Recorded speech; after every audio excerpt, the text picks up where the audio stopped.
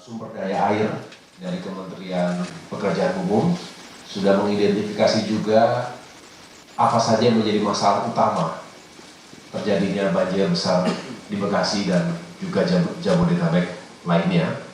Dan di antara itu tentu ada kaitan langsung dengan pekerjaan infrastruktur. Tapi kita juga paham bahwa banyak sekali yang harus dilakukan bukan hanya di tingkat pusat tapi tingkat daerah. Oleh karena itu kita cari kebersamaan dan cari solusi bersama ini agar benar-benar efektif. Nanti saya berharap Pak Menko kita harus lakukan rakor berikutnya. Jadi kita undang semua pihak untuk mencari solusi yang lebih permanen. Kalau tadi disampaikan pintu air ada yang rusak. Ini tolong dicek betul sejak kapan rusaknya dan apa yang harus dilakukan, begitu ya. Karena memang di saat-saat krisis tidak boleh ada malfunction, ada kerusakan di alat atau di infrastruktur yang benar-benar utama dan menentukan. Nah ini contoh bahwa kita harus cegah kerusakan-kerusakan seperti ini agar tidak terjadi lagi kemudian di masa depan. Kemudian tadi bicara juga pola tata guna. Jadi ini juga yang harus benar-benar serius Pak Menko, kita tata dengan baik Pak Wagub. Karena jangan sampai apa yang terjadi di kabupaten kota yang lain dampaknya ke kota Bekasi atau ke tempat-tempat yang lain. Kita tahu seringkali ada penyalah atau kesalahan atau ketidaksesuaian paling tidak penggunaan lahan atau ruang wilayah. Di sini saya ingin juga tentunya menghadirkan Kementerian ATR BPN untuk kita bedah bersama-sama. Bicara Bogor misalnya, bicara Puncak misalnya, coba dicek sekali lagi dan kita harus mengambil langkah-langkah yang tegas, karena kalau tidak, ini akan berulang. Jadi setinggi apapun tanggul yang kita buat, kalau hulunya tidak diselesaikan masalahnya, ya masa mau bikin tanggul setinggi-tingginya, nanti jadi monumen tanggul tertinggi, tapi kalau hulunya nggak diselesaikan, akan selalu ada permasalahan yang serius. Nah, ini yang juga harus disesuaikan ke depan.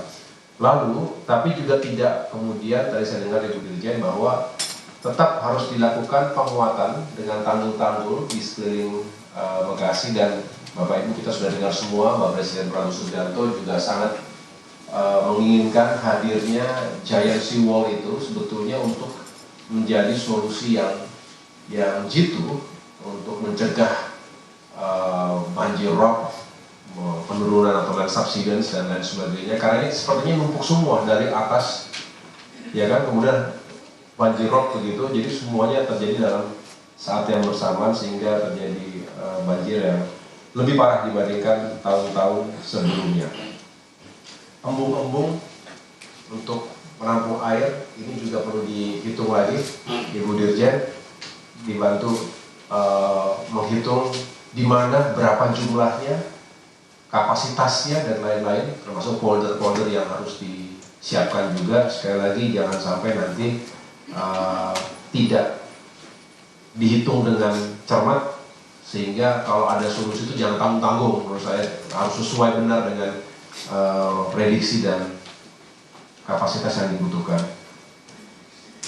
Yang lain-lain saya rasa saya sangat mengapresiasi Kepala BNPB dan Bapak Ibu semua, Pak Menko. Tanggap darurat saya rasa ini sudah dijalankan dengan baik, cekatan, evakuasi dapur umum, kemudian tentunya infrastruktur pendukung, listrik, penerangan dan lain sebagainya. Dan memang rekayasa atau operasi modifikasi cuaca ini memang harus menjadi andalan juga dalam menghadapi krisis iklim, cuaca ekstrim yang kita seringkali juga hanya mendapatkan konsekuensi itu, apa yang terjadi di dunia. Oleh karenanya memang pendekatan operasi modifikasi ini saya rasa juga harus dikedepankan. cost-nya kita berbagi Bapak Ibu sekalian, mudah-mudahan bisa terus dilakukan, terutama nanti di tanggal berapa, 11 ya, sampai dengan 20 Maret yang diperkirakan menjadi puncak curah hujan di Jabodetabek ini. Untuk sekolah-sekolah tadi Pak Mendik Dasmen ada lebih dari 114 sekolah. Ini juga harus kita perhatikan anak-anak kita, sehingga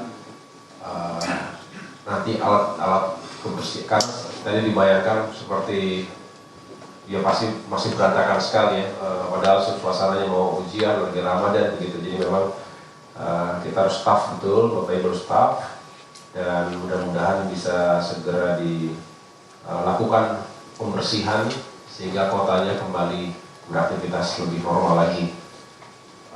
Jembatan-jembatan putus, langkah cepatnya memang dengan jembatan Beli punya Angkatan Darat, tapi nanti juga dihitung lagi Pak untuk membangun jembatan yang lebih permanen. Nanti kita juga bantu hitung dari Kementerian PU ya. Dengan demikian harapannya tidak terlalu mengganggu mobilitas masyarakat termasuk barang ketika ada jembatan yang sudah sangat membahayakan. Kita harus perbaiki dan perkuat lagi. Saya rasa itu Pak yang dapat saya perkuat dari apa yang disampaikan oleh Bapak Menko PMK. Kami dari Kemenko Infrastruktur tentunya siap dan ingin terus memberikan dorongan, dukungan. Kami ingin memastikan juga bahwa ketika kita merencanakan sesuatu yang baik untuk masa depan Indonesia, tapi di depan mata kita yang lebih urgent adalah membantu rehabilitasi dan rekonstruksi daerah dan masyarakat pasca bencana. Karena justru mereka lah yang harus didahulukan sebelum kita berpikir yang lainnya. Tapi tentu kita juga berpikir jangka panjang agar ini tidak terulang lebih buruk lagi di masa depan. Demikian yang dapat saya sampaikan. Terima kasih sekali lagi. Saya kembalikan kepada Pak Wali Kota.